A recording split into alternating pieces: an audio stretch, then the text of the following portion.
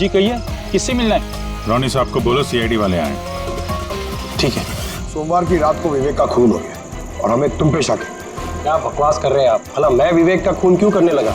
अब इस क्यों का जवाब तो तुम्हें ही देना पड़ेगा। मैं विवेक के खून के बारे में कुछ नहीं जानता। ये तो अभी अभी आप लोगों ने बताया, वो मैं जानता हूँ। देखो, ज्यादा भोलेपन का नाटक मत करो। साफ साफ बताओ, विवेक को क्यों मारा तुमने? सर, मैंने विवेक का खून नहीं किया है। और वैसे भी उसके घर के बाहर सिक्योरिटी गार्ड थे, तो कोई कैसे उसके घर में घुसकर मार सकता है? सिक्योरिटी गार्ड्स कुछ नहीं कर पाए क्योंकि उन्हें कोई दिखाई नहीं। क्या मतलब? मतलब ये है कि एक ना दिखने वाला इंसान विवेक के घर में आया और उसने लाइट के जंक्शन बॉक्स के साथ कुछ छेड़छाड़ की, इससे लाइट चली गई। सर, लाइट चली गई? मैं पता लगाता हूँ। नहीं मिस्टर रॉनी, आप बाहर नहीं जाएंगे, अभी तो रुकिए, आपकी जान को खतरा है। ये वही खूनी हो सकता है। सिक्योरिटी! रॉनी, आप हिलना मत। जी, सिक्योरिटी!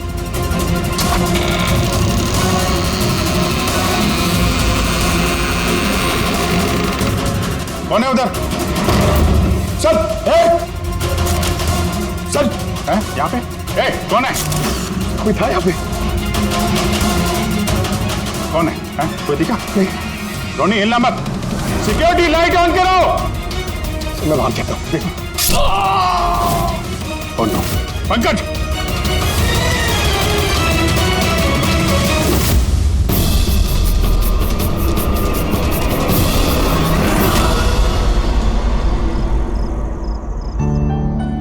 वीना, आज दिन भर सिर्फ काम काम और काम ही रहा है। शरीर भी थक गया है, पूरी बॉडी दर्द दे रही है। विवेक, 24 घंटे सोचोगे तो बॉडी तो पेन होगा ना। अब इतना बड़ा बिजनेस करना है तो सोचना तो पड़ेगा ही ना। थोड़ा सोच समझ के काम करोगे तो दिमाग पे प्रेशर कम पड़ेगा ना। ये कोई गुड्डे गुड्डियों का खेल नहीं है जो चुटकी बजाते ही काम शुरू हो जाए और चुटकी बजाते ही खेल खत्म। समझ रही हो? ठीक है, एक काम करती हूँ, मैं लोकेश को बुलाती हूँ, वो तुम्हारी मालिश कर देगा अच्छे से। ठीक है? मालिश नहीं, बस गर्मा गर्म एक गिलास दूध मेरे लिए लेकर आ जाओ ताकि सारी थकान दूर हो जाए। अच्छा, तो अभी लेके आए। Please, thank you.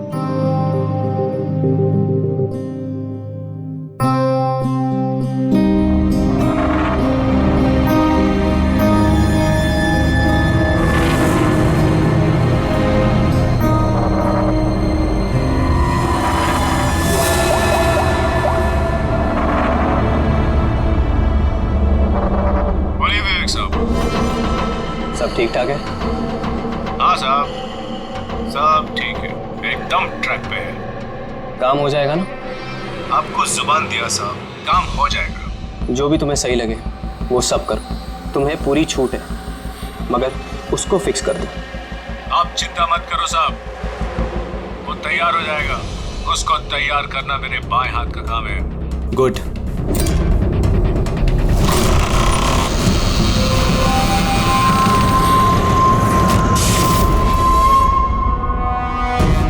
ये लाइट्स को क्या हो गया?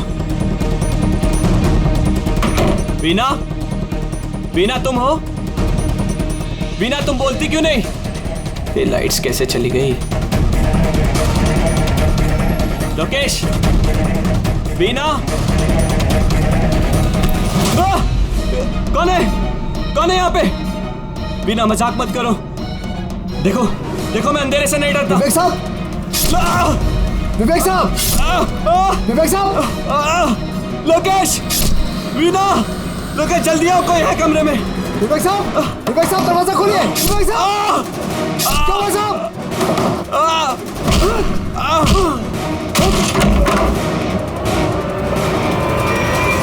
विवेक साहब! मालकिन! विवेक साहब! विवेक साहब! विवेक साहब!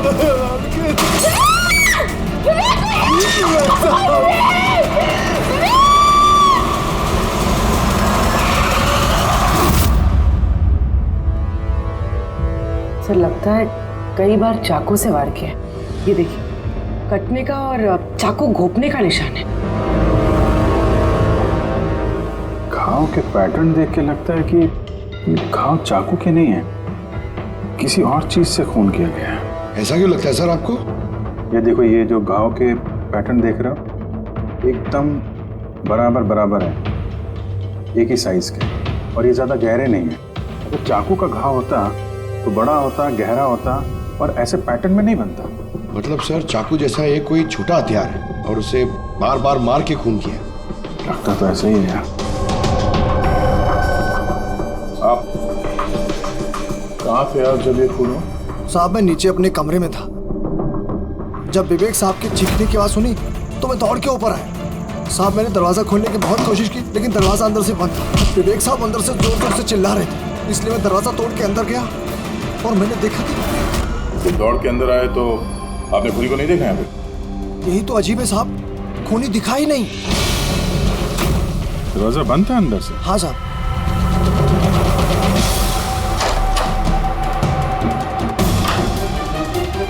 तुम अंदर आए तो यहाँ पे लाइट थी? साहब उस वक्त लाइट नहीं थी। जब मैं दरवाजा खोल के अंदर आया तो लाइट आ गई। कमाल है सर, ये कैसा खूनी है जो लाइट में भी नहीं दिखा? कहीं ये आत्मा? ये भी तो हो सकता है कि जब कमरे में अंधेरा था उसी वक्त खूनी दरवाजे से बाहर गया। साहब ऐसा बिल्कुल नहीं हो सकता। साहब अगर खूनी दरवाजे से अंधेरे में भी गया होता तो मुझे जरूर दिखा होता। मेरी आंखें बिल्कुल ठीक है साहब। कमरे से बाहर जाने का और कोई रास्ता तो दिख नहीं रहा है। वही तो, कमरे से बाहर जाने का एक ही रास्ता है, वो है ये दरवाजा। दरवाजा अंदर से बंद था और लोकेश ने ये दरवाजा खोला, और इसने तो यहाँ पे खूनी को देखा नहीं। कमाल है।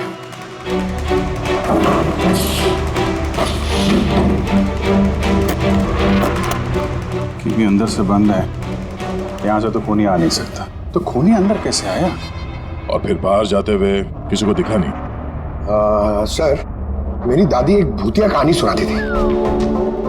पंकज, एक तो ये कहानी नहीं है, हकीकत है, और ये भूतिया नहीं है। सर ये हकीकत है लेकिन भूतिया लगता है ना। कोई यहाँ पर आता है, बिना हथियार के खून करता है और चले जाता है। कहाँ से? जाने का तो यही एक रास्ता है, ये दरवाजा। लेकिन सर बीना तो सीढ़ियों से ऊपर आ रही थी, और अगर खूनी यहाँ से जाता तो उसे दिखता जरूर।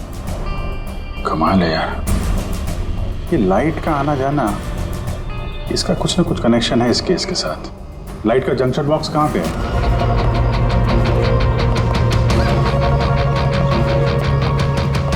सर यही जंक्शन बॉक्स है।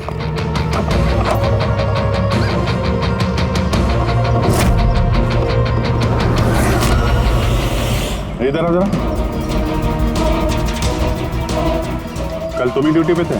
मैं तो गेट पे था साहब। तुम्हारे गेट पे रहते कोई घर में घुस के खून कर गया, तुम्हें पता नहीं चला? देखिए साहब, मैं अपनी ड्यूटी पे अलर्ट रहता हूँ, ना कोई अंदर आया है ना कोई बाहर गया है। अलर्ट? तो क्या खूनी हवा में आया, हवा में गायब हो गया है? ये लाइट स्विच ऑफ किसने की थी यहाँ से? पता नहीं साहब, अचानक ऑफ हो गई। मैंने सोचा फ्यूज उड़ गया हो। या कोई स्पार्क वार्क हुआ था जंक्शन बॉक्स में? नहीं साहब, स्पार्क नहीं हुआ था, लाइट चली गई, और जैसे ही लाइट चली गई मैं जंक्शन बॉक्स की तरफ दौड़ा। देखा बाकी सबके घर में लाइट है, हमारी क्यों नहीं? और देखा साहब जंक्शन बॉक्स खुला था, जंक्शन बॉक्स का स्विच भी बंद था, और मैंने ऑन किया साहब। जैसे ही ऑन किया लाइट आ गई। कोई तो आया था यहाँ पे जिसने लाइट के साथ छेड़छाड़ की है। विवेक की बीवी बीना, उससे भी पूछ लेते हैं।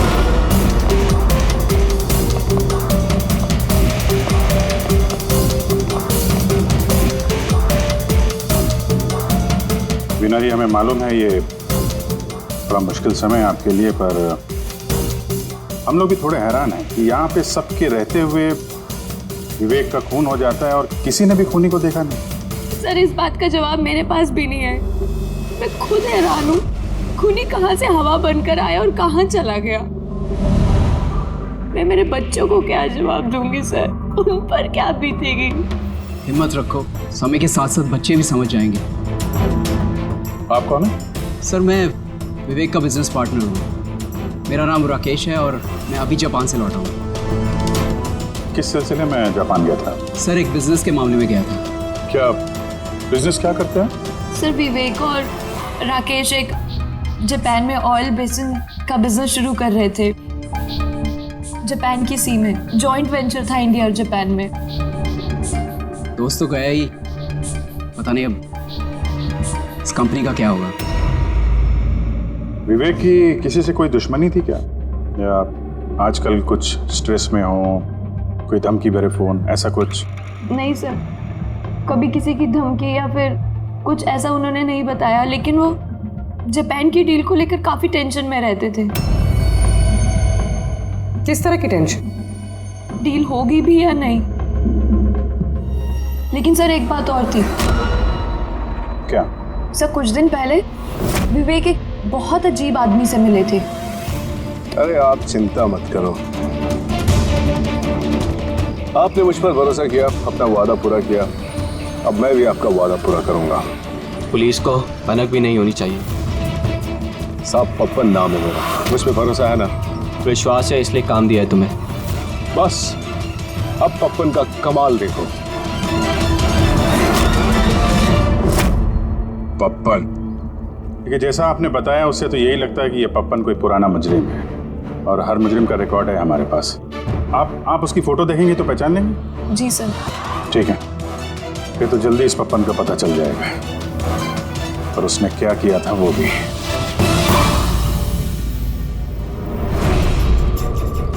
आप लोगों का शक एकदम सही है बॉस, ये खून चाकू से नहीं हुआ। तो फिर किस हथियार से हुआ जो कोई भी देख नहीं पाया, यहाँ तक कि लोकेश को भी वो हथियार दिखाई नहीं पड़ा? हाँ बॉस, हथियार भी नहीं नजर आया, और कमाल की बात है खूनी भी दिखाई नहीं दिया। ये तो पहली हो गई, खून हुआ, खून ही नजर नहीं आया। घाव चाकू जैसे हैं लेकिन खून चाकू से नहीं हुआ। पहेली तो है अभिजीत, और इस पहेली को सॉल्व करने के लिए आप लोगों को कड़ी मशक्कत करनी पड़ेगी। देखो बॉस, हम लोग आत्मा में तो विश्वास नहीं करते, लेकिन साइंस से कुछ भी किया जा सकता है, और मुझे लगता है किसी मॉडर्न साइंस की टेक्निक का इस्तेमाल किया गया है इस खून में। हाईटेक खूनी? हाईटेक ही हो सकता है, वरना ना दिखने वाले खूनी को लाइट्स ऑफ करने की क्या जरूरत है? माना कि ये खूनी हाईटेक है, मगर कहीं ना कहीं उंगलियों के निशान तो छोड़े होंगे ना उसने। बिल्कुल है।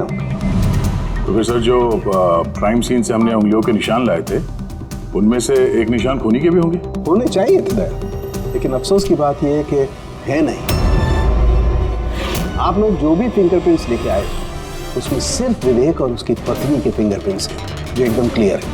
बाकी के फिंगरप्रिंट्स एकदम स्मस्ट हैं, सब मिल गए हैं। ऐसा लगता है जैसे किसी ने ग्लव्स पहन करके दरवाजा खोला और बंद किया। प्लानिंग के साथ खून किया गया ताकि सबूत ही ना मिले। काम करते हैं, इस विवेक के घर में जितने भी लोग हैं उन सब से अलग अलग स्टेटमेंट लेते हैं, सबसे पूछताछ करते हैं कि उस रात हुआ क्या था। खूनी ने अंधेरे का फायदा उठाया है, अब हम भी अंधेरे में निशाना लगाएंगे। तो वो खूनी अंदर ही होगा सर, जैसे ही बीना बाहर गई उसने खून कर दिया। ये थ्योरी हो सकती है पंकज, अगर लाइट नहीं गई होती तो फिर सर दो खूनी होंगे, एक लाइट ऑपरेट कर रहा होगा और अंदर खून कर रहा होगा।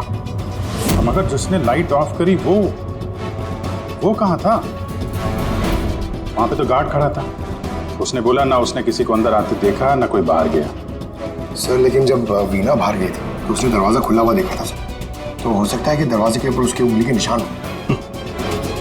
खूनी यहाँ भी चालाक निकला। सारों के सामने बताया ना, यहाँ कमरे के अंदर हमें एक भी फिंगरप्रिंट्स नहीं मिले, एक भी। उसने हैंड ग्लव्स पहने होंगे सर, इसलिए शायद नहीं मिले। हैंड ग्लव्स तो पहने ही होंगे। विवेक की बॉडी यहाँ पड़ी थी, मतलब यहाँ कहीं खड़ा होगा। 1 मिनट यहाँ खड़े होना जरा पंकज। खूनी जब अंदर आया तो दरवाजा खुला हुआ था। जैसे ही लाइट गई खूनी अंदर आया, उसने दरवाजा बंद किया, अंधेरे में उसने विवेक का खून कर दिया। कि जब लोकेश आया था तो ये दरवाजा अंदर से बंद था। हाँ सर, खूनी अंदर ही होगा सर। करेक्ट। और जैसे ही लोकेश दरवाजा खोल के आया, खूनी चुपके से यहाँ से निकल गया। लेकिन अगर खूनी यहाँ से गया है तो लोकेश तो यहीं कहीं खड़ा था, उसे तो दिखना चाहिए था ना खूनी। लोकेश का कहना है उसने सिर्फ यहाँ पे विवेक की बॉडी देखी थी, खूनी उसे नजर नहीं आया। सर ये लोकेशन है, ये झूठ बोल रहा है सर। लगता तो नहीं है। इंटरोगेशन में अच्छे अच्छे झूठ बोलने वाले ना लड़खड़ाने लगते हैं, उनकी जबान कांपने लगती है। ऐसा लगता नहीं है वो झूठ बोल रहा है। तो फिर कौन है ये आदमी? वीना ने उसे महसूस किया, लोकेश ने उसे महसूस किया, लेकिन देखा नहीं।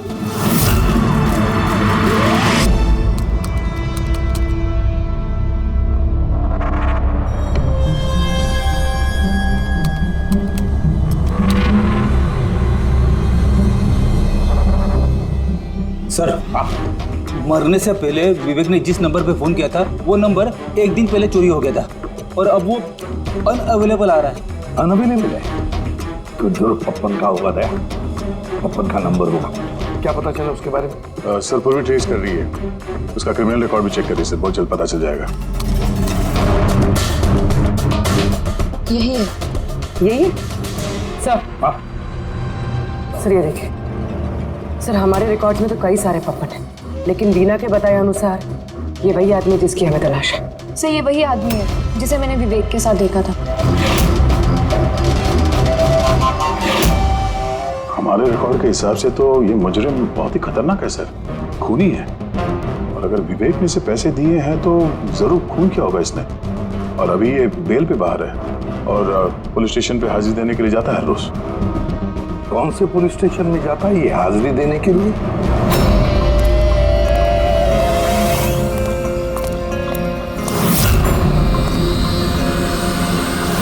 सर यहाँ से पास हो गया।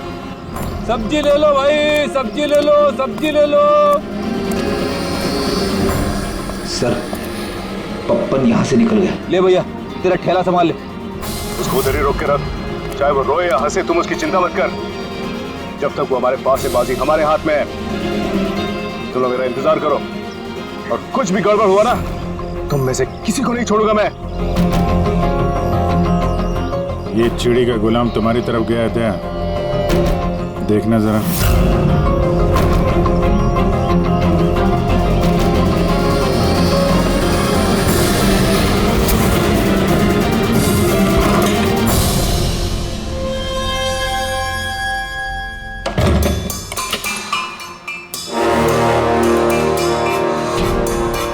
कैसा लगा हमारा इनविटेशन भरत साहब? देखो देखो आप लोग जो कोई भी हो, मुझे और मेरे बेटे को छोड़ दो। मैं आप लोगों से रहम की भीख मांगता हूँ। रहम। Okay fine. एक काम करो, मुझे तुम यहाँ पर रोक लो, लेकिन मेरे बेटे को छोड़ दो। मुझे ना तो तुम चाहिए ना तुम्हारा बेटा। मैं चाहता हूँ कि तुम विवेक सर की बिड पास करो। विवेक सर खुश तो मैं खुश। ये पॉसिबल नहीं है। मैं इंडियन मिनिस्ट्री में एक एम्प्लॉय हूँ। माना कि सारे कॉन्ट्रैक्ट मेरे जरिए पास होते, लेकिन मैं ऐसे ही किसी कंपनी का कॉन्ट्रैक्ट कैसे पास करवा दूं सर? मिस्टर भरत, तुम ना मामले की गंभीरता को नहीं समझ रहे हो। तुम्हारे बेटे के साथ क्या हो सकता है तुम सपने में भी नहीं सोच सकते। सपने में तुम भी नहीं सोच सकते कि अब तुम्हारे साथ क्या होने वाला है। सर मैं मिनिस्ट्री की तरफ से काम कर रहा था। जितनी भी सील्ड बिड इंडियन फर्म्स की तरफ से होती हैं उसका इंचार्ज था मैं। चीनी या जापानी कंपनियों के पास अपने देश में नीलामी का कार्यालय था, लेकिन सभी भारतीय बोलियां उनके पास आई। किसी विदेशी कंपनी को भी कॉन्ट्रैक्ट मिला था क्या? नहीं सर, इसके बारे में सभी की कॉमन राय थी, क्योंकि भारतीयों के पास चीप लेबर और रॉ मटेरियल इजीली अवेलेबल था, इसलिए दूसरी विदेशी कंपनियों को कॉन्ट्रैक्ट मिलना मुश्किल था सर। सर इस नीलामी का चक्कर तो समझ में आ गया। इस विवेक ने नीलामी को अपने फेवर में करने के लिए इनके बेटे को किडनैप किया, मगर विवेक को किसने मारा होगा और क्यों? ये काम तो जरूर किसी इंडियन कंपनी का ही है जो विवेक का कॉम्पिटिटर था। इसी चक्कर में हुआ ये सब। वो लिस्ट लाए ना आप जो विवेक के अलावा इंडियन बिडर्स थे? ये सर, जैसा आपने कहा था आपके अकॉर्डिंग ये मैंने लिस्ट तैयार की। Thank you. कार्तिक, विवेक, इन दोनों के अलावा राकेश, प्रमेश, शिवानी, रोनी और नवीन। अच्छा भरत जी, इनमें से आपको कौन लगता है जो विवेक के खिलाफ बोली लगाने वाला सबसे ज्यादा? सर यानी ऐसा कोई आदमी जो विवेक के ये बिड जीतने से दुखी हो या फिर उसे कोई नुकसान हो? सर ऐसे तो दो लोग हो सकते हैं, रोनी और नवीन। रोनी और नवीन, तो फिर मिल लो, इस रोनी और नवीन से पूछताछ करो उनसे, पता तो चले है कौन ऐसा जो बिना दिखे भी खून कर सकता है।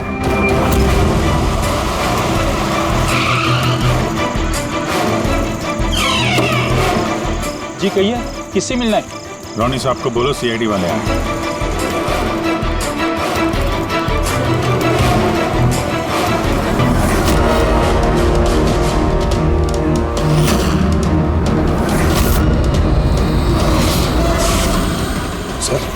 लाइट चली गई? मैं पता लगाता हूँ। नहीं मिस्टर रोनी, आप बाहर नहीं जाएंगे, अभी तो रुकिए, आपकी जान को खतरा है, ये वही खूनी हो सकता है। सिक्योरिटी! रोनी आप हिलना मत। सिक्योरिटी! सर यहाँ कोई है? कोई है? सर यहाँ कौन है इधर? कौन है? मिस्टर रोनी आप हिलना मत। सर मैं देखता हूँ, देखो। पंकज! ओह नो, रोनी! साहब, सबको क्या हुआ? एक मिनट। He's no more. बाहर जाते हुए कोई दिखा था क्या? नहीं सर मैं वहाँ जंक्शन पे गया, लाइट ऑन की और देखा कि हमारा दूसरा सिक्योरिटी गेट के पास बेहोश पड़ा हुआ है और मैं अंदर आ गया सर।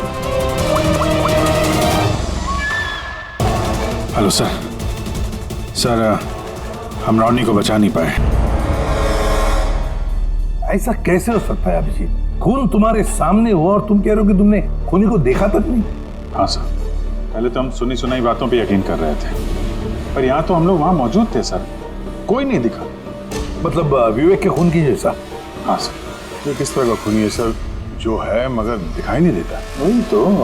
पर इतना पक्का है कि मैंने वहाँ पे कुछ शैडो जैसी देखी थी, कुछ अजीब सी, एक्सप्लेन करना मुश्किल हो रहा है मगर। सर के यार फोटो से कुछ पता चल रहा है तुझे? बॉस लगा हुआ तो हूँ, शायद कुछ हाथ लग जाए, लेकिन एक बात पक्की है, ये खून भी वैसे ही हुआ है जैसे इससे पहले को खून हुआ है। ये देखो बस, ये देखो यहाँ फोटो में ये हल्की सी रोशनी में ये कुछ आकृति दिखाई दे रही है, शैडो जैसी, बिना आकार के। ये क्या है ये समझ में नहीं आ रहा है। सालू के साथ मैं पहले से कह रहा था, ये जरूर कोई आत्मा है। सर वो जो कोई भी था, मैंने उसे महसूस किया था सर, मैंने उसे पकड़ने की कोशिश की लेकिन वो हाथ में ही है। देखो यार, ये आत्मा कुछ नहीं होता। बस ये क्या है ये अभी तक पता नहीं लगा पाया। ये किस किस्म का हथियार इस्तेमाल किया इस खूनी ने? ये बस, ये हथियार, इसे शूरिकेन कहते हैं बस। शूरिकेन? तो इस तरह का हथियार तो मैंने मार्शल आर्ट्स वाली फिल्मों में देखा है। अरे इसे तो वो निंजाज यूज करते हैं, वो निंजा।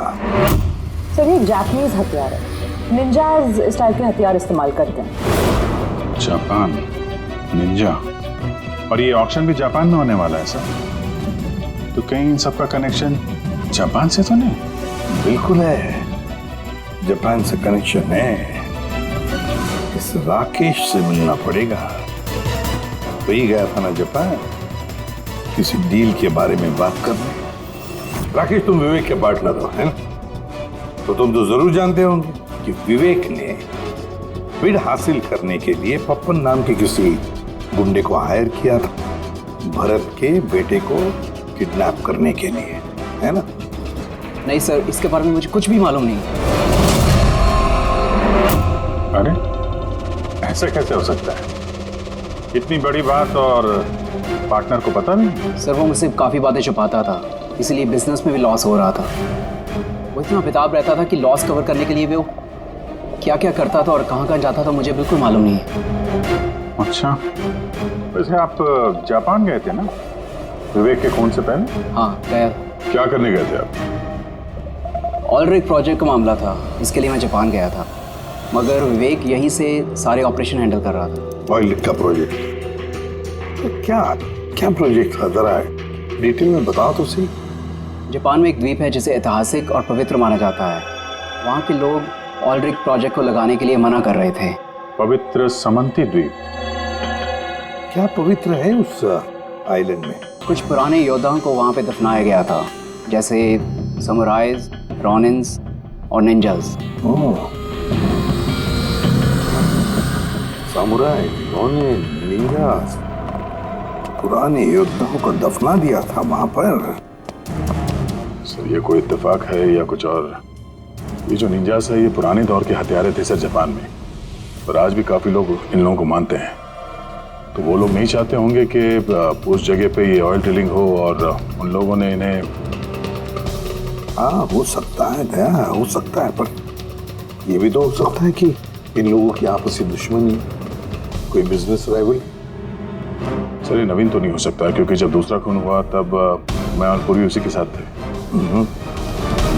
तो फिर ये बचे 3 बिडर्स, शिवानी, प्रमेश और कार्तिक, तीनों को बुला लेते हैं यहाँ पर।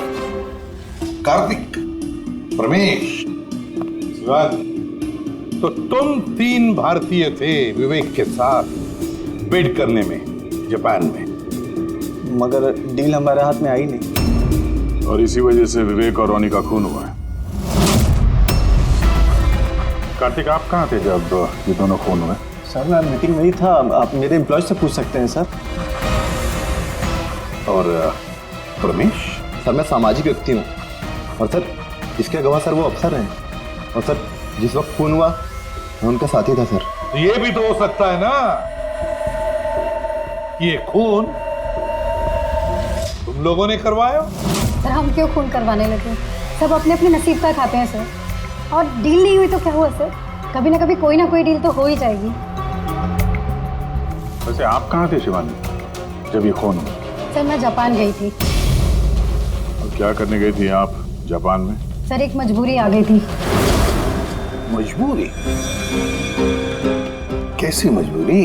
सर कुछ विदेशी कंपनियां हमारी भारतीय कंपनियों के बारे में गलत अफवाहें उड़ा रही थी। उसी वजह से भारतीय कंपनियों को बहुत ही चिंता हो रही थी, तो हम वहां उनकी चिंता दूर करने गए थे और ये बताने गए थे कि भारतीय कंपनियां सबसे बेहतर होती हैं। और वैसे भी सर हमने अपनी बिड्स विड्रॉ कर ली थी, तो फिर हम क्यों मारेंगे उन्हें? और बिड्स विड्रॉ करने की कोई खास वजह? सर वजह सर ये थी कि हम लोग अपनी ज़िंदगी में सर टेंशन नहीं चाहते हैं, और सर हम लोग किसी भी तरह का कोई रिस्क नहीं चाहते हैं। सर हम लोग को सर जो भी मिल रहा है सर हम उतने में खुश हैं।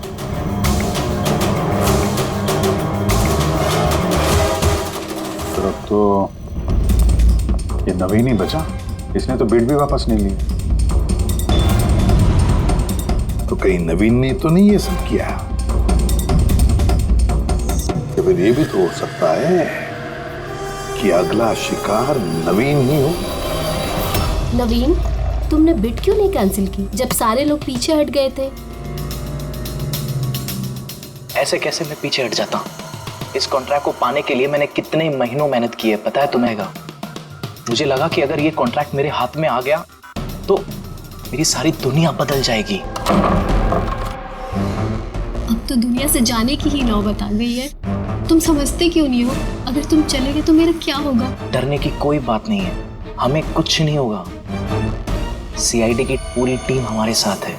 अरे सीआईडी वालों के सामने वो मार के चला गया, और सीआईडी वाले क्या किए? कुछ नहीं कर पाए वो। सीआईडी की टीम पे भरोसा रखो तुम, हमें कुछ नहीं होगा। पंकज तुम्हें पता है ना हमें क्या करना है? Don't worry, I know. मैं आता हूं।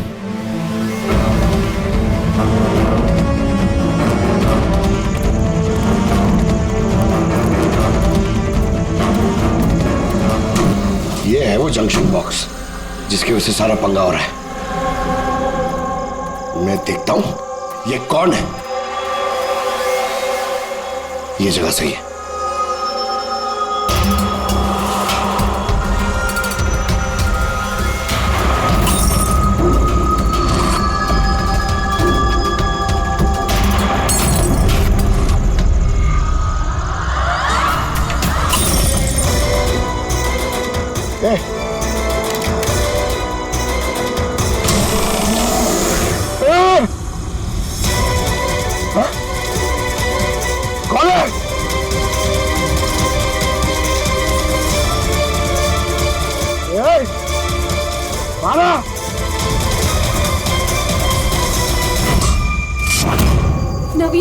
लाइट को क्या हो गया? अरे कुछ नहीं हुआ। नहीं नहीं, वो आ गया है। कुछ नहीं होगा, कुछ नहीं होगा आपको, प्लीज रिलैक्स हो जाइए।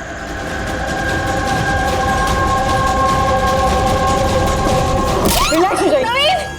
सामने आओ, वो तुम्हें मार डालेगा। अरे नहीं। कौन है यहाँ पे?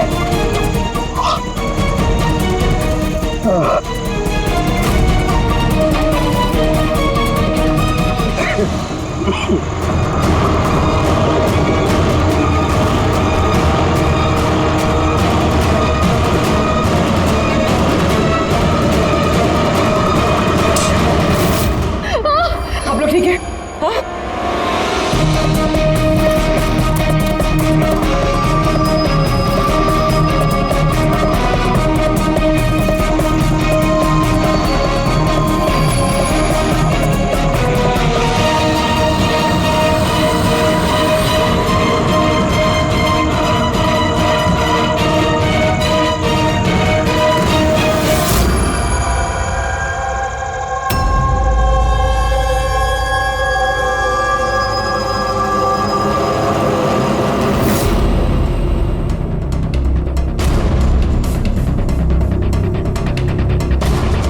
मैंने वहां पर 6 गोलियां चलाई थी। उनमें से 5 गोलियां तो मिल गई, मगर एक गोली उस खूनी को जरूर लगी है। एक गोली खूनी को लगी है? तो पुण्य तुम यकीन के साथ कैसे कह सकती हो कि 6 में से एक गोली खूनी को लगी है? क्या वहां पे कोई खून वगैरह गिरा था? नहीं सर, खून तो नहीं था वहां पर, लेकिन गोली लगने की आवाज जरूर आई थी। अगर गोली लगी है तो खून तो निकलेगा ही। घर के अंदर ना सही तो घर के बाहर कहीं मिला? नहीं सर, हमने अच्छे से चेक किया था, वहां पर खून था ही नहीं। हो सकता है सर खूनी ने बुलेट प्रूफ वेस्ट पहन रखी हो। और सर ये भी तो हो सकता है कि ये काला कपड़ा उस बुलेट प्रूफ वेस्ट का टुकड़ा हो। सर के इस काले कपड़े के टुकड़े से कुछ पता चल रहा है तुझे? नहीं बॉस, इस कपड़े पर से भी खून के ट्रेसेस तो नहीं मिले। खून के अलावा कुछ मिला तुझे? हाँ, ये कपड़ा इतना काला है कि विश्वास नहीं होता है। इस पर से कोई भी रिफ्लेक्शन हो ही नहीं सकता है। रिफ्लेक्शन नहीं हो सकता? मतलब ये फ्रेडी कि जब आप किसी भी चीज पर लाइट डालते हैं तो वो लाइट थोड़ी सी रिफ्लेक्ट होके आपकी आंखों में आती है। इसी से पता चलता है कि क्या चीज है, उसका कलर क्या है, ये सब कुछ। लेकिन इस कपड़े पर अगर आप लाइट डालेंगे तो रिफ्लेक्ट होगी ही नहीं। इस कपड़े पे लाइट मारेंगे तो ये कपड़ा दिखेगा नहीं ना। मैं दिखाता हूं, ये देखो, ये यहाँ पर ये लाइट है। अब हम इसे ट्रैवल करते हैं इस कपड़े पर और ये देखो लाइट गायब। माय गॉड, मतलब इस कपड़े ने सारी की सारी लाइट एब्जॉर्ब कर ली।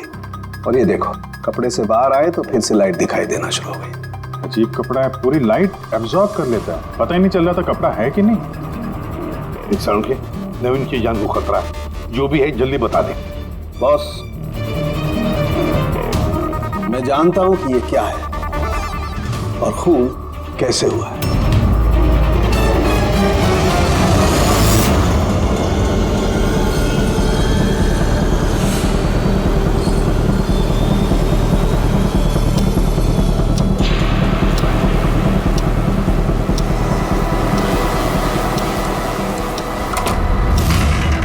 शिखा, क्या हुआ तुम्हें? क्यों इतनी परेशान लग रही हो? हमें कुछ नहीं होगा, रिलैक्स हो जाओ। कैसे रिलैक्स हो जाओ? तुम्हें कुछ हो गया तो? शिखा, मैंने बोला हमें कुछ नहीं होगा। नवीन, ये लाइट कैसे चली गई? अरे नवीन, वो आ गया है। कोई नहीं आया। तुम्हें मार डालेगा।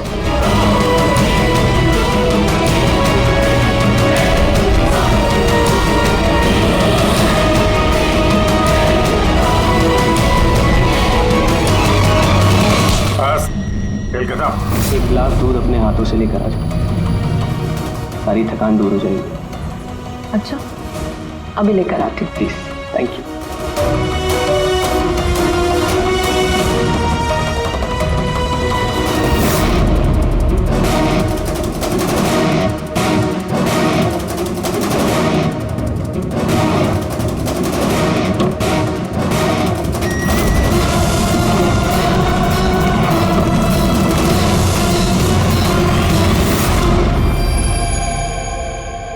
सोचा नहीं था कि कोई मुझे भी पकड़ सकेगा। हमने भी नहीं सोचा था कि एक पत्नी अपने पति का खून कर देगी। अपराधी चाहे जितना दिमाग लगाकर अपराध को अंजाम दे, कहीं ना कहीं उससे कोई ना कोई गलती हो ही जाती है। मैंने तो कोई गलती नहीं करी, फिर भी आप लोगों ने मुझे पकड़ लिया। नहीं, गलती हुई तुमसे। ये कपड़ा पहन के तुमने बहुत अकलमंदी दिखाई थी, लेकिन इस कपड़े का टुकड़ा हमें खिड़की में से मिल गया और खिड़की पे फंसा हुआ वो कपड़ा हमारे लिए सबूत बन गया और उसी कपड़े की वजह से तुम हमारी पकड़ में आ गई। ये कैसा कपड़ा है सर? मैंने इसके बारे में पहले सिर्फ सुना था बॉस। मुझे पता नहीं था कि इसका इस्तेमाल किया जा सकता है, वो भी इस तरीके से। इसे जिस जिस व्यक्ति ने बनाया उसने अपने हिसाब से इसको नाम दिया, लेकिन एक बात पक्की है, ये दुनिया की सबसे ज्यादा काली चीज है।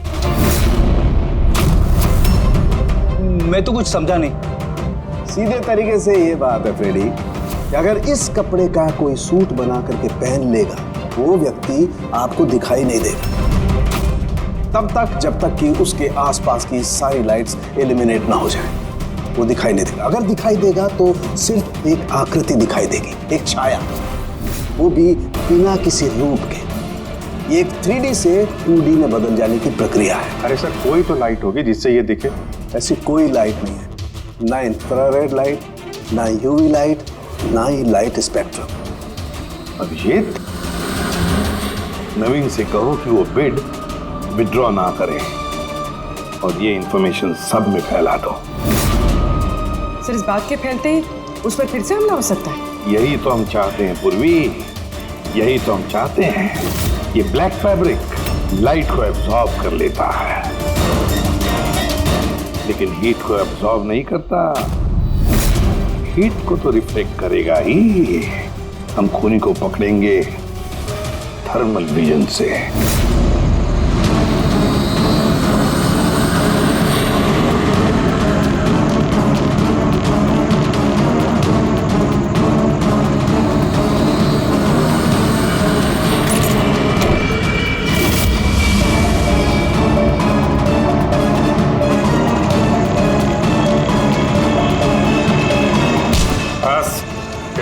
किस तरह से इस काली ड्रेस की वजह से तुम्हारा खेल खत्म हो गया? अब जल्दी से बताओ, अपने पति का खून क्यों किया तुमने? नफरत थी मुझे उससे। उसकी बीवी कहलाते हुए भी मुझे शर्म आती थी। क्यों? ऐसा क्या करता था वो कि तुम्हें इतनी नफरत थी? ये जो बिजनेस था मेरे पापा ने उसे दिया था। इतना बड़ा एम्पायर खड़ा करके दिया उसे, और वो उसे मिट्टी में मिलाने की कोशिश कर रहा था। गुंडों के बदौलत कॉन्ट्रैक्ट लेता था।